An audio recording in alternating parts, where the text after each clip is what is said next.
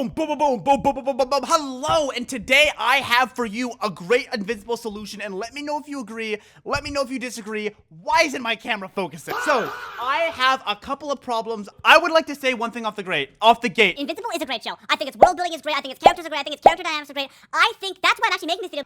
Except animation. That's a side thing. Don't worry, this video is not an animation. What I am going to do is I'm gonna propose to you five major problems, and I'm sure my solution will solve a lot of other ones. Also, this isn't my solution. What am I saying? Just a solution. Problem 1: Invincible's fight scenes are very repetitive. Punch, kick, punch, kick, punch, throw, jab, punch, kick, etc. Number 2: power scaling is very sus. Omni-Man reroutes a meteor the size of Texas one day, and the next day he can barely lift up a spaceship that is not even close to the energy it required. Don't claim gravity. Look it up. It's not close. Have a good day. Number 3, I believe Viltrumites in Season 4 don't feel nearly as imposing as they did in Season 1. In Season 2, right, Anissa comes to the Earth, and oh my gosh, we are powerless to stop Anissa, all of humanity, right? Rocks Mark in Season 1, Nolan just dominates all of Earth, right? Go into the globes, nothing. Invincible, no diff. Right? Viltrumites are so imposing. But Season 4, though, we have the Viltrumite War, and Invincible, if you look at the fight, Invincible literally raw dog strength diffs Conquest, and then he throws aside Lucan. He literally, if you look at the fight in Invincible, he grabs Lucan by the arm and throws him to the side. He throws him to the side like he's nothing. He's fodder. Keep in mind, in Season 2, Invincible no diffed Lucan no diffed Invincible, right? And yes, of course, this is an escalation show, so that's gonna happen. But through that, I believe Viltrumites have lost their imposing capability. Like, they don't feel nearly as powerful. Number 3, I feel Invincible is winning fights he shouldn't, and I feel a lot of people feel this as well. I think the biggest example of this here is Conquest versus Invincible Season 4. He literally just raw dog strength Conquest. Shouldn't happen, right?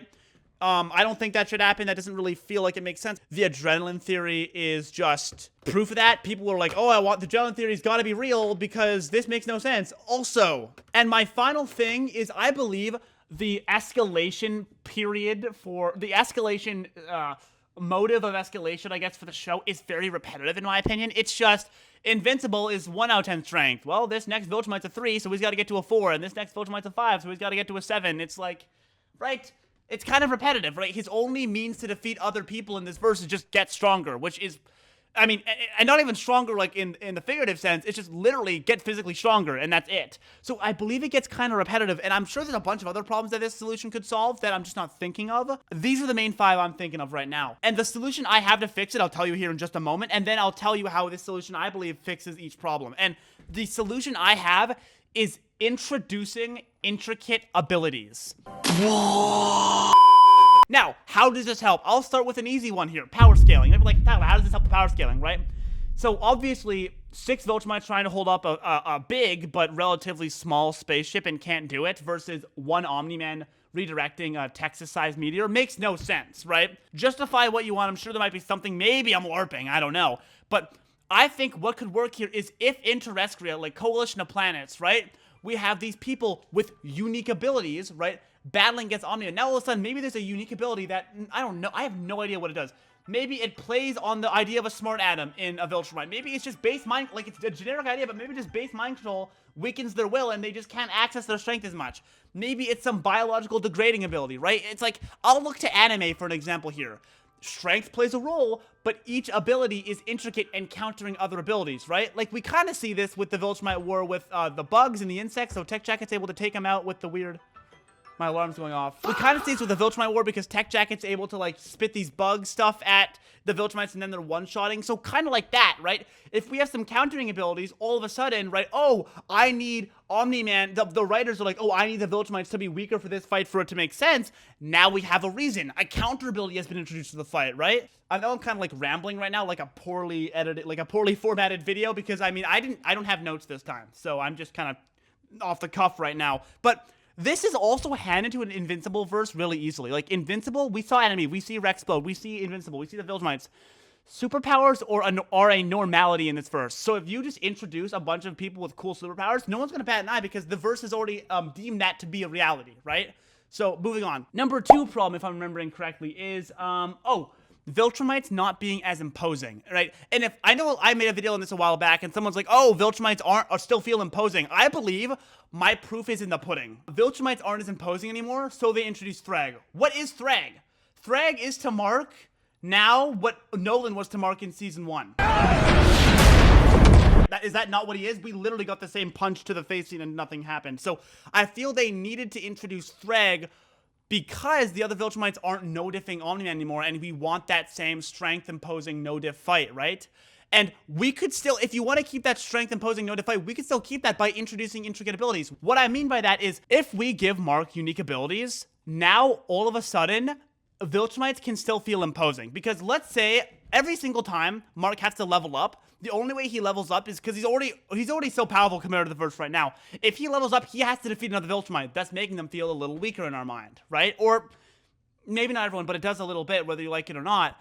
But if you make, and even if you could say, oh, Tyler, just have Mark fight another alien. But since Invincible's only based on strength-based characters, if Invincible fights another strength-based character, all it does is it does worse. Because now there's other characters that are as strong as Viltrumites, which defeats their whole purpose. Please lock in. And either way, Invincible's fighting a Viltrumite level character, thus making them feel less imposing. Like if obviously Omni Alien's on par with Viltrumites, or Battle Beast is on par with Viltrumites. If Mark just no-diff Battle Beast, we'd be like, oh, okay, so he can take Thrag now. So it would still take off the imposing aspects of the Viltrumites. Now, how do I believe this is countered? By adding intricate abilities. All of a sudden, we have Invincible leveling up and powering up in ways that aren't just raw strength, thus also fixing the repetitive strength escalation problem, right? If he has to level up through using his strength in a unique way, if he has to use his battle intelligence, his versatility, maybe his resilience, maybe he has to use his intelligence, right? Now he can level up and still be significantly physically weaker than a Viltrumite, leaving them still being imposing, but also having our main character level up and level up in new and unique ways, right? So I think that's a really good. That's how I think that can fix this. And also, for the fight scenes being bland, I think it would just be so much. I feel like this kind of speaks for itself. Like imagine Adam Eve versus Conquest, except Adam Eve actually uses some very cool hacks and very cool unique abilities. And Conquest has to, I think it would be so cool if in season 3 finale, right? Mark's down, femur broken, taking it like a baby, crying like a little wah-wah. Adam Eve and Conquest just run the hands. But Adam Eve goes, I don't have a limiter, and she just starts using really cool matter warping abilities.